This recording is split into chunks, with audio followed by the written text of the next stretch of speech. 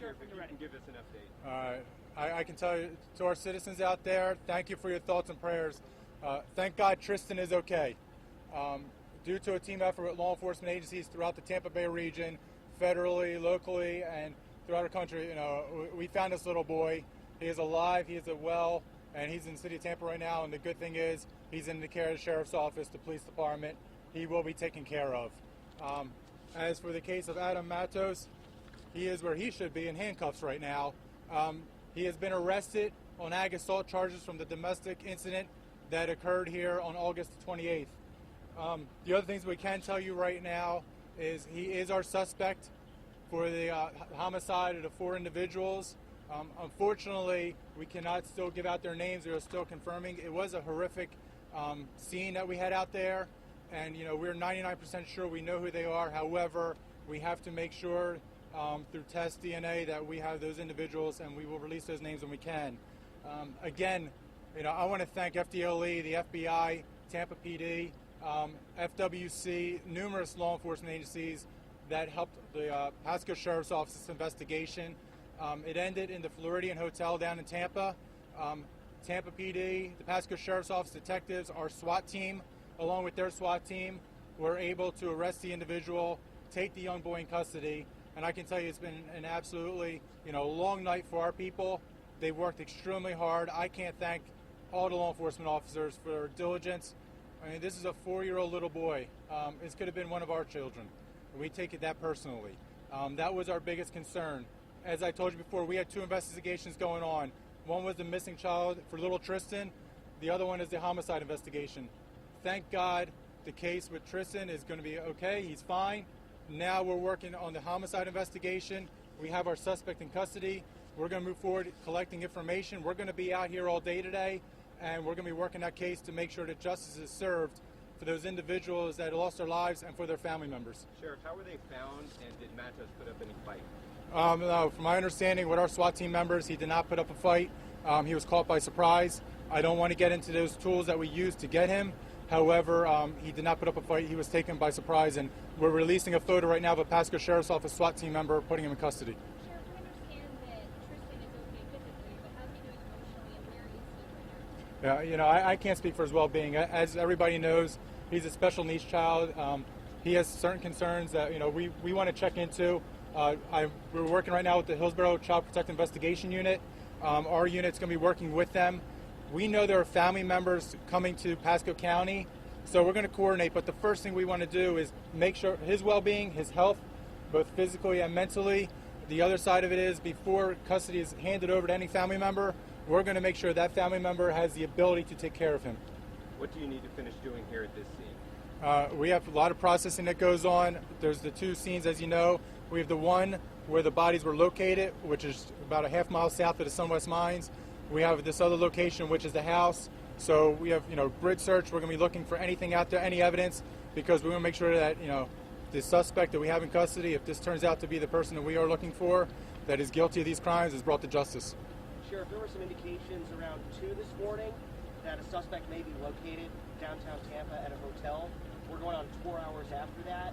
Difficult operation to make sure this boy was safe. How much thought was put into both rescuing this child and bringing your guy into custody?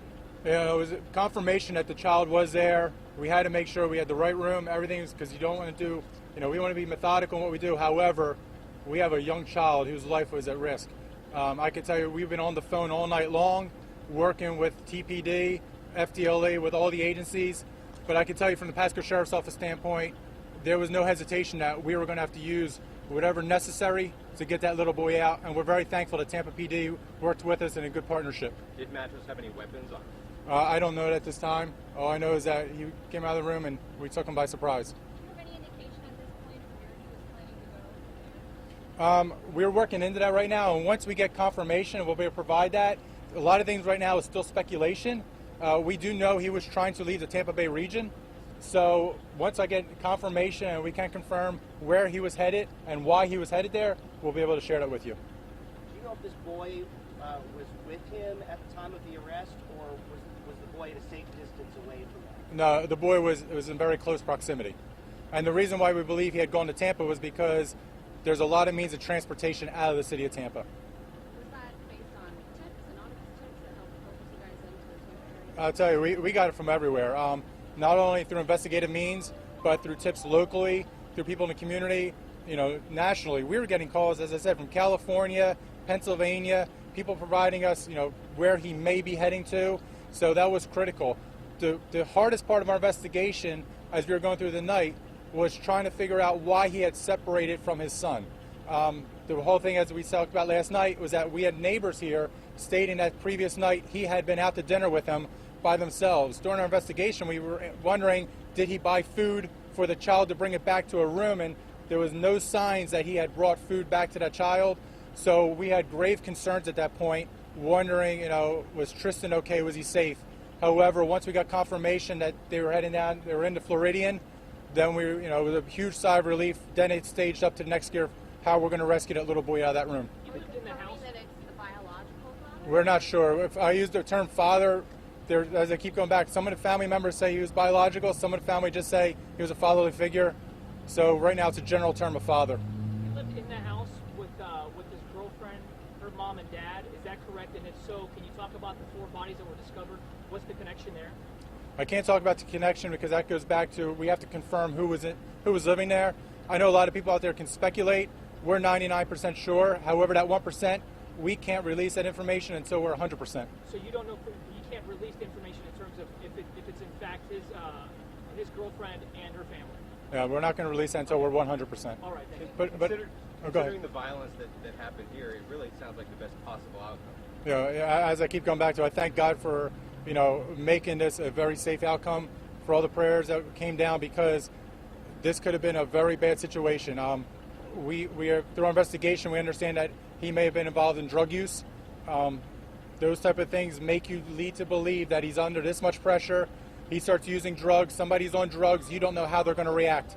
That's why, you go back to the question of, it took a little bit of time. That's because we were ramping up. We knew this was going to be a SWAT situation, a tactical situation, because we don't know what he may have done in that room when we made entry, but we know, this person was extremely dangerous. You mentioned that you're waiting for some confirmation as far as some DNA testing.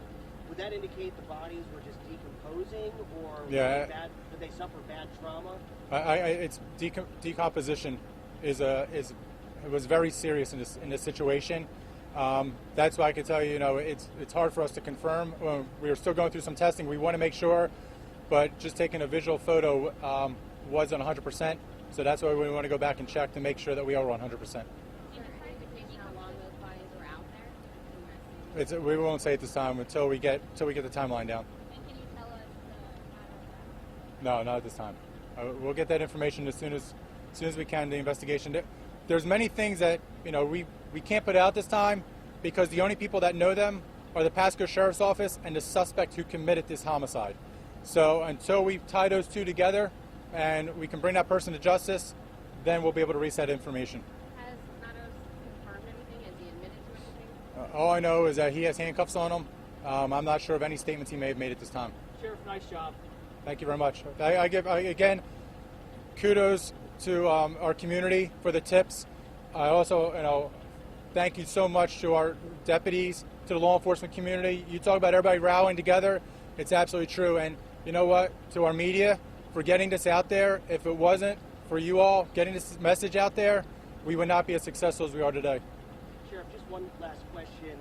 You probably have detectives that are going to be at some point in the very near future questioning Matos in Tampa before he's brought back here to Pasco to face charges? They're down there right now. They've been there. And at some point, will he be extradited here to Pasco County? Yes, we have to go through the process, but the good thing right now is time is on our side because we have him in custody. The best thing is we have Tristan. He's safe. And now we're just going to do a thorough investigation and make sure we do it properly because we want to make sure justice is served. There's 4 individuals whose families are suffering right now because of their loss. We want to make sure that justice is served for them and for the 4 souls that are in heaven right now. Can you tell us physically where the suspect and the boy are right now? They're in Tampa. Yeah, separately. They're not together anymore. Were they in the same room, or they were in separate rooms? Same room. Same room. Okay, They were together. All right, everybody. Again, thank you all very much. If this you hadn't gotten the word out there, we wouldn't have been as successful as we are. Thank you.